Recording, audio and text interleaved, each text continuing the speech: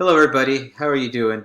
So I wanted to reach out to everybody now that we're in week 12, and hope everybody's doing okay. I'm going through your discussion post 6 right now, and I just wanted to respond to all of you via this video format. Specifically, the first portion of the question: how are we all doing in this time of crisis? We know this is a very trying moment for us all. Some, relatively speaking, some are enduring more than others um, as we're trying to not only get through our daily life, but also having to complete college level coursework, which is a task in itself without everything else going on.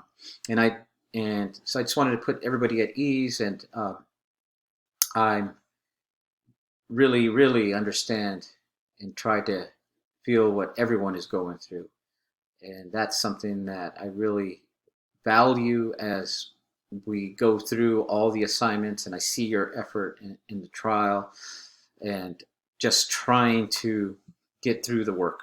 It's very tough, and I completely acknowledge that and empathetic to that.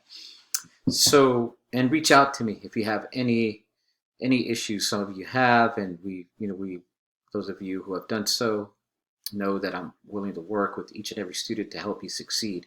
So know that I'm here. I'm a resource, not only in the academic sense, but if there are resources that one needs in our community. We are Our food bank on campus is closed, but we do partner with our local food banks in the area through the Contra Costa Food Bank. Monument Crisis, one of our community partners, where I also co-direct our social justice studies program.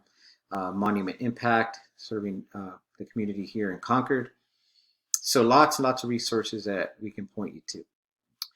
Um, so this is, I also, not only did I want to address, life as it's happening and in this political moment, but also to uh, just lay out the rest of the course. We have a month to go, roughly, and where we're headed now, it's just your final assignments. And I know after discussion post 7, you have your final posting on 8, which I might push off another week, and I'll let you know via email.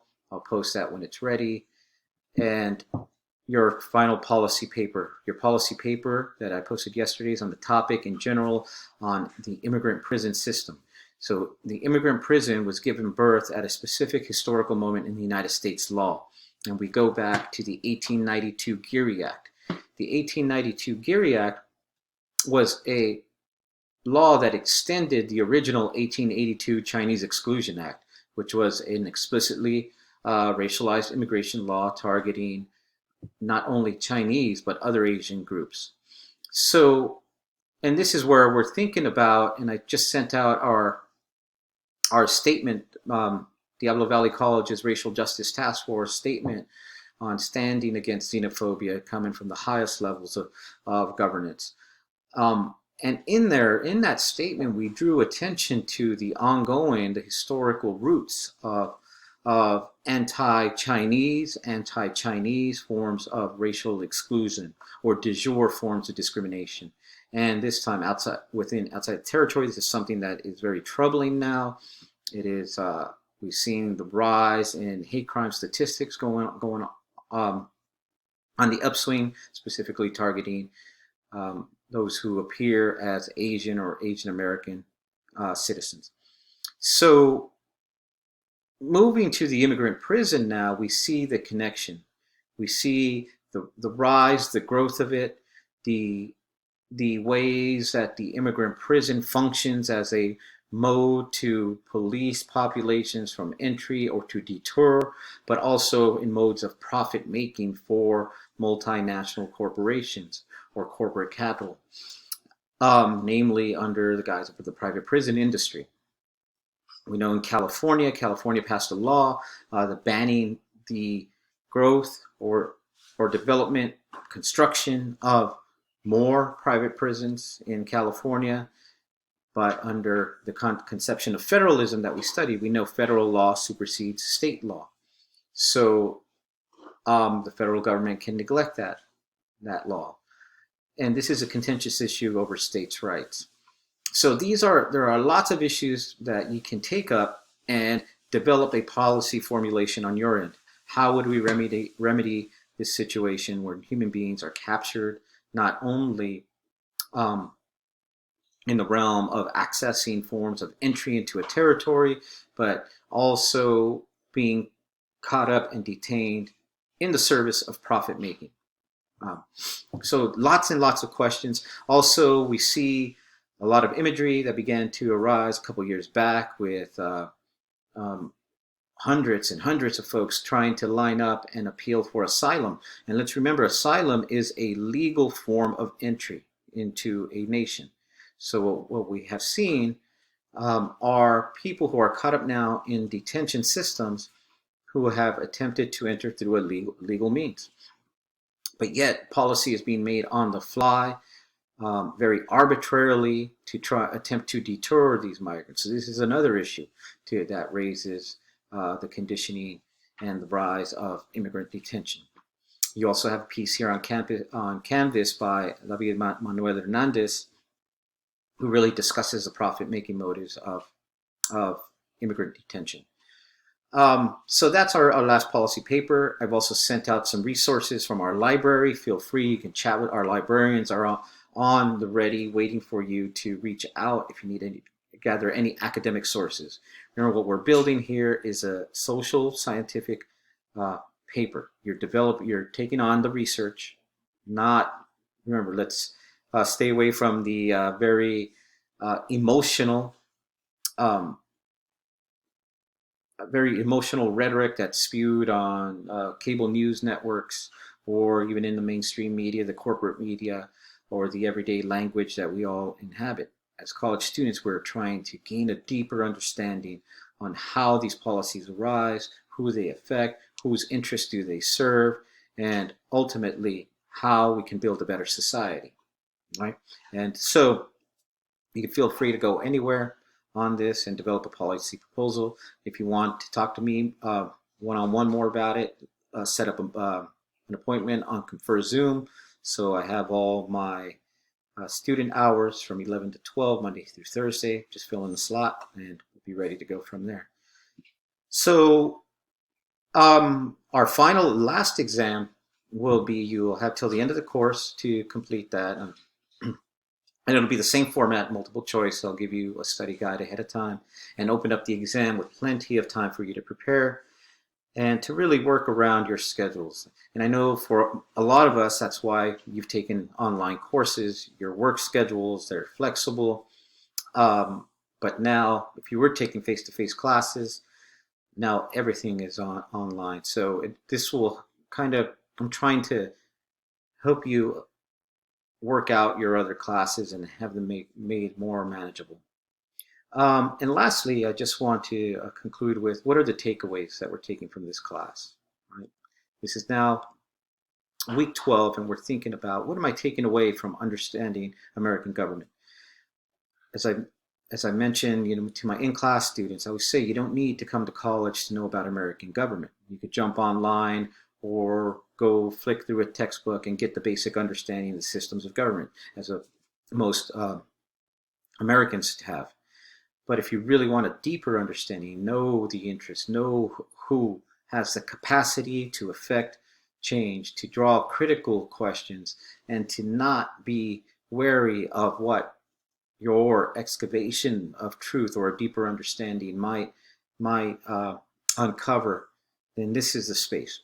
You want to be in a college course that really focuses on a critical analysis of all systems of power, how it functions, how politics play a role in your everyday life. And as you walk out of here, as you leave after 16 weeks for summer, and hopefully we're in a better space then, you will see that the law is all around you. And everything that is shaped in society really shapes your opportunities and and motivates you in every single day, whether you're up on social media, whatever you're doing, whatever choice of career you want to choose, what is motivating you to get up in the morning? And that is power. Are you empowered to make those choices more directly, and you're taking control of your sovereignty, or are there external forces that are really constructing and shaping the policy choices and even outcomes for you. Okay, so one thing when you walk out of here is you're asking more questions, more questions. From the outset, I always let my students know I will not give you the answers, but I will provide you the tools and facilitate our discussion where you will walk away asking questions of everything that exists. And through that development of critique, you're working through the process of making not only your own life better as an individual, but as a collective society.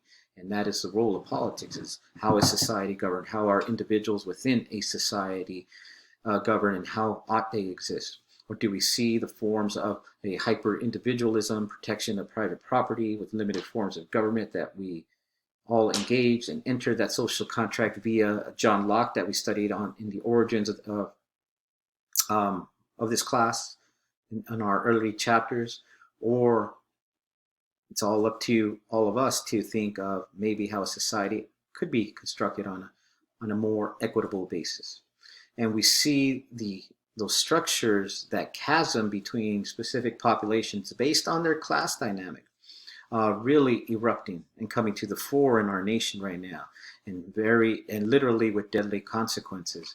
We see people who are falling, whose lives are seen as or do not have access to the resources needed based on their class position, their geographic space, their race, and their gender, and or are they disabled or not.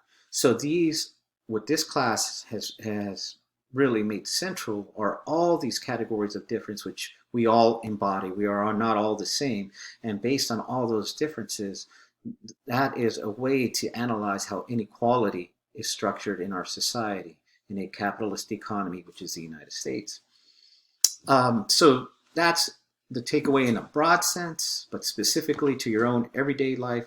How are you going to be empowered to construct your own future? And if we really investigate and interrogate all those values that you hold dearly, are they of your choosing, or did someone provide those for you, whether it was parents, religion, political beliefs, or the nation state through its education system, which gave us one unified story about American systems of governance. And now we're really thinking through a critical lens again, excavating, unearthing things we may have never seen before. And that will lead us to excavate more and dig deeper, because we want to know more now. And once you know, there's no turning back, right? And this is what we mean by becoming empowered and engaged in our world. So with that, I will leave you as for now. I'll return to again and hope to see you all during student hours. If you have any questions on your policy paper, but I really wanted to reach out in this moment and just send my best to you all. And if you're dealing with anything, just reach out to me. Sign up for one of the slots during our student hours, and we'll talk. We'll be in touch. All right. Have a good night.